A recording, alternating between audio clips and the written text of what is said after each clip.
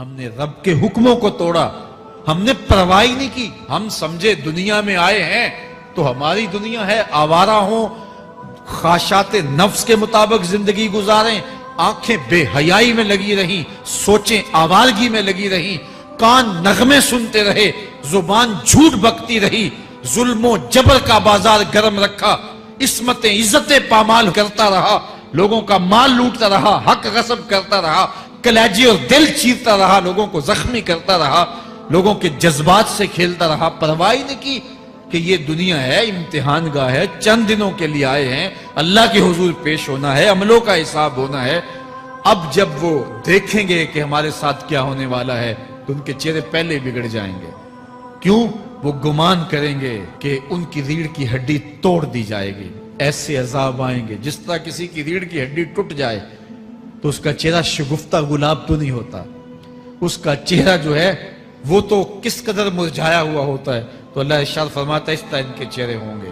ابھی عذاب آیا نہیں ہے لیکن چہرے پہلے اترے ہوئے ہوں گے، اور جب عذاب کی بھٹی میں ڈالے جائیں گے، اللہ اکبر، اور وہ سخت عذاب، حضور نے جبریل امین سے پوچھا مجھے جہنم کے عذابوں کا ذکر سناؤ۔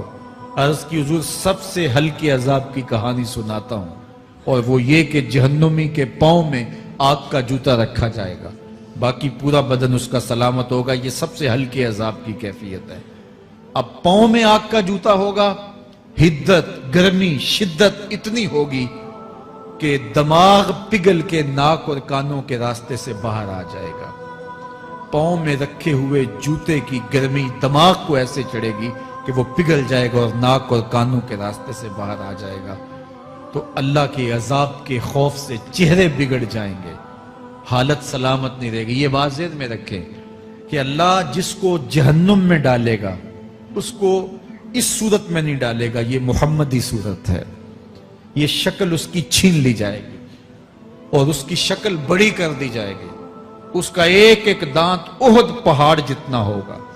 احد پہاڑ کا پھیلاؤ 15 کلومیٹر پہ ہے، 15 کلومیٹر کا ایک دانت اور 32 دانت کتنے ہوں گے تو منہ کتنا بڑا ہوگا۔ اس کو اتنا بڑا اس لیے کیا جائے گا تاکہ وہ عذاب کی تکلیف زیادہ سہے۔ 70 گز موٹی کھال ہوگی اور کھال جل جائے گی تو اللہ قرآن میں فرماتا ہے ہم نئی کھال دے دیں گے تاکہ عذاب کی تکلیف اس کو گوارا کرنی پڑے۔ پھر چیخے گا، چلائے گا، ہائے مجھے پانی دو، پانی دو، پیاس کی شدت ہے۔ 70 سال تک تو اس کی کوئی آواز ہی نہیں سنے گا۔ 70 سال کے بعد داروغہ جہنم چیخ کر کہے گا کیا مانگتا ہے؟ وہ بولے گا مجھے پانی چاہیے۔ کہا جائے گا تو بے بھی ملتا ہے پانی۔ پھر داروغہ جہنم اسے پانی دے گا، کوکا کولا کی بوتل دے گا یا پیپسی تھما دے گا یا منرل واٹر کی بوتل دے گا؟ نہیں، قرآن بتاتا ہے اسے مائے حمیم دیا جائے گا، کھولتا ہوا پانی، اور وہ اتنا گرم ہوگا جب پینے کے لیے چہرے کے قریب کرے گا اس سے اٹھتی ہوئی بھاپ کی وجہ سے چہرے کی کھال ادھڑ کے اس کے اندر گر پڑے گی، لیکن اس کے باوجود اس کو پینا پڑے گا۔ اللہ فرماتا ہے یہ دنیا ہی سب کچھ نہیں ہے، سمجھ لیا یہی سب کچھ ہے، آخرت کو بھول گئے، صبح اٹھے کام پہ چلے گئے، شام آئے آوارگی میں چلے گئے، صدائیں آتی رہی حی علی الصلاۃ حی علی الفلاح، کوئی پرواہ نہیں کی، نہ پیشانیوں نے سجدے کیے، نہ سوچوں میں پاکیزگی آئی، زندگی یوں گزار کے چلے گئے۔ ایسے نہیں، کہا ایک وہ ہوں گے جن کے چہرے شگفتہ گلاب ہوں گے، ایک وہ ہوں گے جن کے چہرے بگڑے ہوئے ہوں گے۔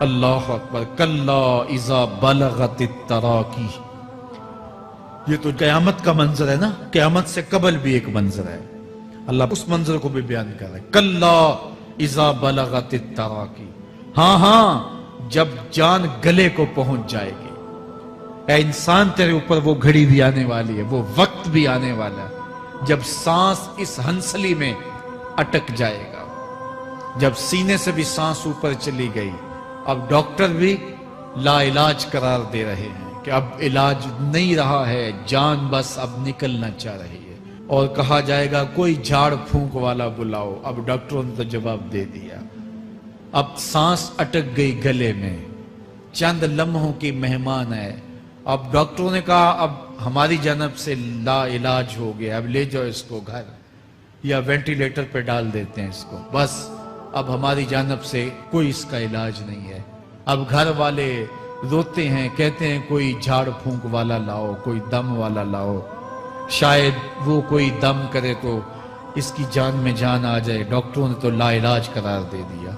وَظَنَّ عَنَّهُ الْفِرَاقِ، اللہ فرماتا ہے یہ تو جھاڑ پھونک والے کو ڈھونڈ رہے ہیں، لیکن جس کی سانس یہاں اٹکی ہے وہ سمجھ گیا ہے اب موت آ گئی ہے، اس کو یقین ہو گیا ہے کہ اب موت کے لمحے آ گئے ہیں، اب میں بچ نہیں پاؤں گا، اب آنکھیں تاڑے لگی ہوئی ہیں۔ وَالْتَفَّتِ السَّاقُ بِالسَّاقِ، پنڈلی پہ پنڈلی چڑھ رہی ہے۔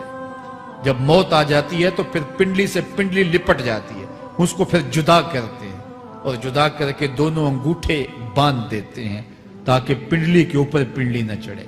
اللہ وہ منظر بیان کرتا ہے، صاحب یہ وقت آنے والا ہے جب دونوں انگوٹھے باندھ دیے جائیں گے، جب ناک میں روئی ٹھونس دی جائے گی، جب چٹے لباس میں کفن دیا جائے گا، جب غسال کے سامنے بے بس پڑے ہوں گے، وہ چاہے یہ بازو اٹھائے چاہے یہ بازو اٹھائے، گرم پانی ڈالے یا سرد پانی ڈالے، جب بس پڑے ہوئے ہوں گے جو ہے وہ غسل دینے والوں کے، اور ناک میں روئی ہوگی اور دونوں انگوٹھے آپس میں بندے ہوں گے، یہ محل، یہ ماڑی، یہ کوٹھیاں، یہ بنگلے جس کو سویر شام لگ کے حلال حرام کی تمیز کیے بغیر بنایا تھا، غوث اعظم رضی اللہ تعالیٰ عنہ بولے مکان بنا رہا ہے، بسیں گے اور حساب تو جا کے دے گا، اور یہ تو ایک رات بھی تجھے اس گھر کے اندر نہیں رکھیں گے کہ چلو ایک رات مہمان رکھ لیں، کہتے ہیں نہیں نہیں مہمانوں نے بھی جانا ہے تو جلدی کرو اس کو سپرد کراؤ، وہ تو تیرا لباس بھی پھاڑ کے اتاریں گے، خود غسل دینے کے لیے تیار بھی نہیں ہے،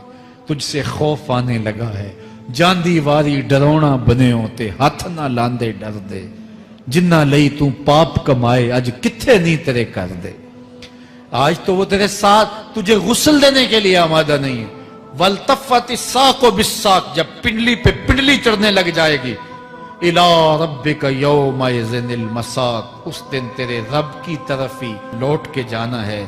فَلَا صَدَّقَ وَلَا صَلَّىٰ، اس نے نہ تو سچ مانا اور نہ نماز پڑھی، وَلَٰكِنْ كَذَّبَ وَتَوَلَّىٰ، ہاں جھٹلایا اور منہ پھیر کے چل پڑا۔ ثُمَّ ذَهَبَ إِلَىٰ أَهْلِهِ يَتَمَطَّىٰ، پھر اپنے گھر کو اکڑتا ہوا چلا۔ اولا لک فاولا ثم اولا لک فاولا، تیری خرابی آ پہنچی، ہاں تیری خرابی آ پہنچی۔ ایحسب الانسان ان یترک سدی، انسان دنیا میں یہ گمان کرتا ہے اس کو سدا چھوڑ دیا جائے گا۔ سدا عربی میں ایسے اونٹ کو کہتے ہیں جس کی مہار کسی کے ہاتھ میں نہ ہو، شترے بے مہار، جہاں مرضی جس گھاٹ سے چاہے پانی پیے، جہاں سے مرضی چارہ لے، تو شترے بے مہار کو کہتے ہیں سدا۔ تو یہ انسان بھی گمان کرتا ہے کہ میں بھی سدا ہوں، مجھے کوئی کیوں پوچھے، میرے جذبات پہ کوئی کیوں قدغن لگائے، مجھے کیوں روکے کوئی۔ بالخصوص جوانی کے ایام کے اندر جوان کو بڑا ہوتا ہے کہ کوئی مجھے کیوں، وہ تو ماں باپ کے کہنے میں بھی نہیں آنا چاہتا، وہ کہتا ہے کیوں مجھے روکتے ہیں، میری جوانی ہے، میرے جذبات ہیں، مجھے آزادی سے جینے دو، کیوں میرے راستے میں رکاوٹ بنتے ہو، میں سدا ہوں۔ اللہ فرماتا ہے نہیں، ایک اونٹ تو سدا ہو سکتا ہے، جس کو میں نے اشرف المخلوقات بنایا ہے اس کو تو سدا نہیں چھوڑوں گا، اس کو تو پابند بناؤں گا حکام کا۔ اب وہ کہتا ہے کہ نہیں نہیں، یہ کیسے دوبارہ اٹھائے جائیں گے؟ اب دوبارہ وہی بات پھر آ گئی، الم یک نطفۃ من منی یمنی، اللہ فرماتا ہے ایک بوند تھی نا، پانی کا ایک قطرہ تھا جو رحم مادر میں رکھا گیا، ثم کان علقہ، پھر وہ پانی کا قطرہ لوتھڑا بنا، فخلق فسوی، پھر اللہ نے اسے پیدا فرمایا اور پھر ٹھیک ہموار کیا، فجعل منہ الزوجین الذکر والانثی، پھر اس سے وہ جوڑ بنائے، کوئی مرد بنایا کوئی عورت بنائی۔ کہا اب غور کر، اب تیری آنکھیں دیکھتی ہیں، بجلیاں چمکتی ہیں، تیری زبان کا طوطی بولتا ہے، لوگ اشش کرتے ہیں تیری گفتگو پہ، تیری گفتار پہ صدقے جاتے ہیں، تیرے لہجے کے جمال کو دیکھتے ہیں، تیرے سینے کا زور، تیرے پنجوں کی طاقت، تیری دماغ کی تیزیاں اور تیری سوچوں کے اجالے، تیری زوردار ٹانگیں، تیرے کڑیل بازو اور تیری چوڑی چھاتی اور تیرے گلاب کی پتیوں جیسے ہونٹ، اے انسان یہ سب کچھ کہاں تراشا گیا؟ ماں کے رحم میں، اس تاریکی میں جو 3 پردوں میں تھی، تیرا سر تیرے گھٹنوں میں تھا، اور تیرے رب نے وہاں تیرے اندر نسوانیت یا رجولیت کی صلاحیتیں پیدا کی، تیری آنکھوں میں چمک پیدا کی، تیرے کانوں میں نغمے بکھیرے، تیری زبان کے پٹھوں پہ قوت ذائقہ رکھی،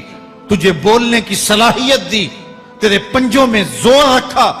آج تو مفتی شہر ہے، آج تو علامۃ الدہر ہے، آج تو قاضی القضات ہے، آج تو منسٹر ہے، آج تو وزیر اعظم ہے، آج تو پہلوان ہے، آج تو شہزادہ ہے، آج تو بادشاہ ہے، آج تو زوراور ہے، آج تیری طاقت کے کیا کہنے؟ آج شیروں کو تو نچا لیتا ہے، ہاتھیوں کو تو بٹھا لیتا ہے، آج تو بڑا زوراور گھڑ سوار ہے، آج تیری طاقت کے کیا کہنے؟ تو کشتی کرتا ہے، زمانہ دیکھنے آتا ہے، آج تیری طاقت کے شوہرے ہیں، تیری عظمت کے تنتنے ہیں، لیکن انسان تو ایک ناپاک قطرہ تھا اور رحم مادر میں تھا۔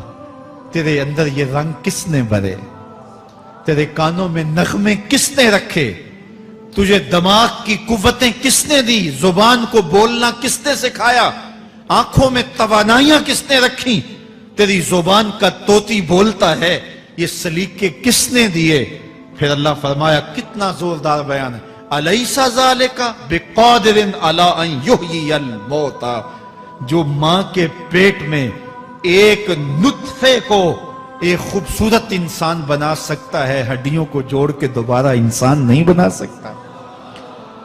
کیا وہ دوبارہ تجھے کھڑا نہیں کر سکتا اپنے سامنے پیش ہونے کے لیے، جس کے حکموں کو تو نے توڑا ہے، جس کے فرامین کا تو نے مذاق اڑایا ہے؟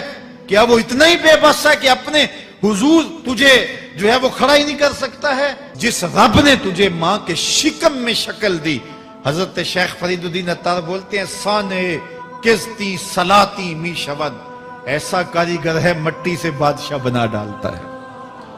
اس نے مٹی سے دارا و سکندر بنائے، اس نے مٹی سے جو ہے وہ رستم و سہراب بنائے، اس نے مٹی سے کیا کیا بنا دیا، جو مٹی سے بادشاہ بنا سکتا ہے، جو نطفہ رحم مادر سے جو ہے وہ شکل اور صورت اور رنگ اور جمال بنا دیتا ہے۔ تیری صورت نکھرتی ہے، تیرے ہونٹ گلابی ہیں، اور تیری نرگسی آنکھیں ہیں، تیرے ریشمی بال ہیں، اور تیری خوبصورت رنگت ہے، تو چال چلتا ہے تو لگتا ہے قیامت چل رہی ہے، تیرا قد رانا جو ہے وہ صنوبر کو شرماتا ہے، تیری گفتار کے تنتنے ہیں۔ جس نے اتنی خوبصورت شکل ماں کے رحم میں بنائی، کیا وہ ہڈیوں کو جوڑ کے دوبارہ انسان نہیں بنا سکتا؟